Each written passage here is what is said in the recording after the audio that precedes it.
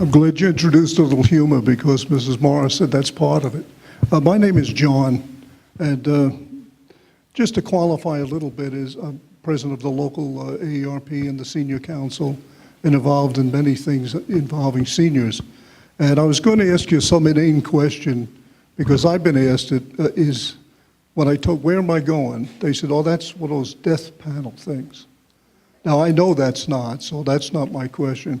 What I would like to do is actually ask a question, since we have all these experts here, that I really don't have the answer to. I have my own answer, but I don't know. But I'd just preface it with a little story. There's a lot of people here I recognize that are friends of mine, and they may or may not know what I'm going to say now, but 27 years ago, I was trying to be clever, and I'm thinking, I want to get a special 25th anniversary present for my wife. And what would be better than, like, when you get the 25-year watch or something, a bowling trophy. So I said, okay, I'm going to get a trophy made. And what it said was, Chris, her name is Christine, for all the time we had, for all the time we'll have, all the time ahead, we were destined to be wed, John 25. And she really liked it.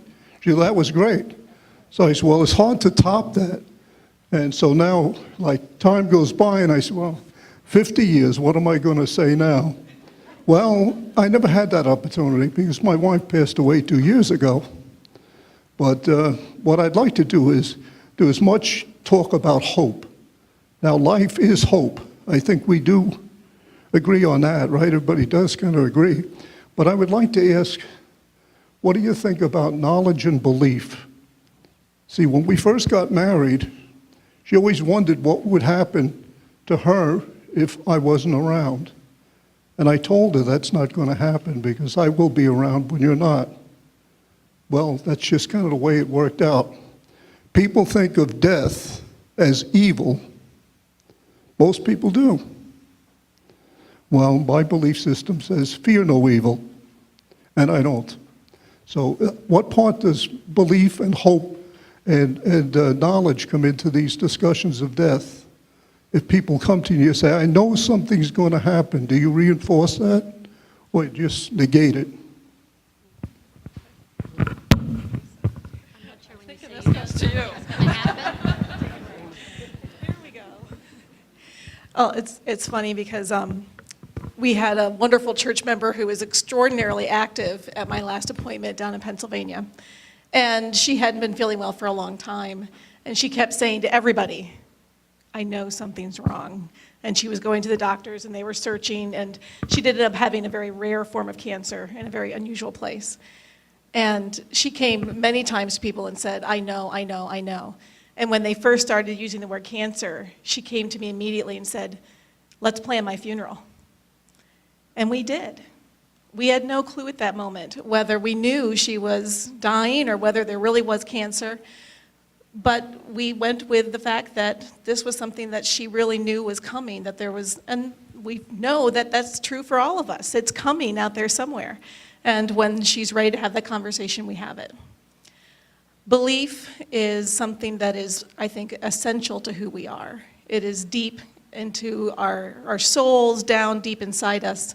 And at different points in our life, we have to come face to face with those beliefs, and many times we will find that they looked so different than we thought when we were living with them in a casual way. I'm not sure exactly where else you want me to go with that answer at this moment. Did you want to say something as well? When people say they think something is wrong, if I can't figure it out, or I don't reinforce that something is wrong, but what I say is I don't know what it is today, but come back tomorrow, So I'm not dismissive of that, and my ears do perk up because I think you probably have stories too.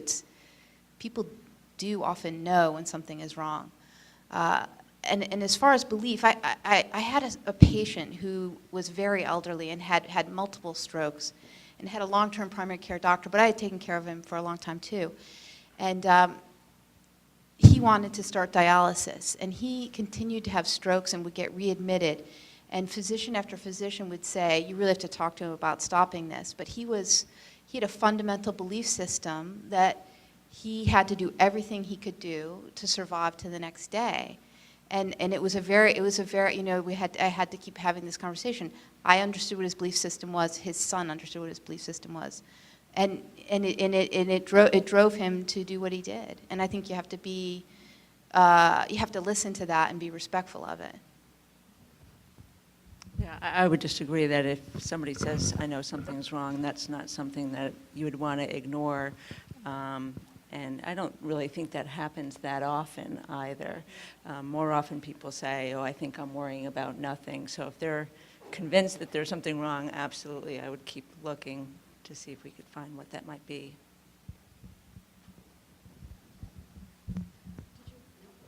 And I just wanted to address the hope aspect of what you brought up. That so often it's somehow presented that people think hope and planning for a poorer outcome are somehow mutually exclusive. You can hope for the best and yet be planning, for a more negative scenario at the same time.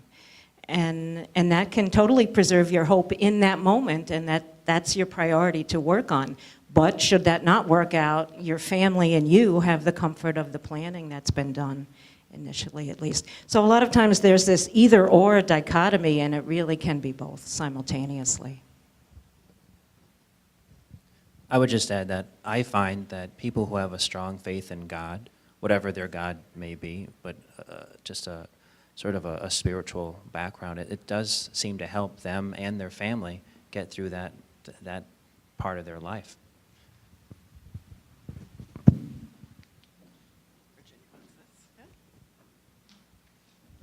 Well, I would only add that I think when anybody says anything that you don't quite know how to respond to, whether it's that or anything, often turning it around and just asking questions and listening to them and, well, what makes you think that, and are you afraid, and how do you feel about it, and, turning it back on them rather than trying to give them some definitive answer. I think sometimes somebody just wants somebody to listen to them and sort of hear it out. And I would sort of answer the same thing to the woman who said about her grandmother and Alzheimer's. If you're concerned about somebody's confusion, I'm going to guess they're concerned too. So, asking them questions about, what made you think that, and what, are you worried about this, is a good way to sort of know where they are with it, and not sort of give them some solution or something, but just to kind of hear where they are, and what do they want to do about it. And this comes up a lot with death. I think the doctors here can probably tell you better than I can that it's best to just ask a patient what they think is happening than to just tell them what's happening.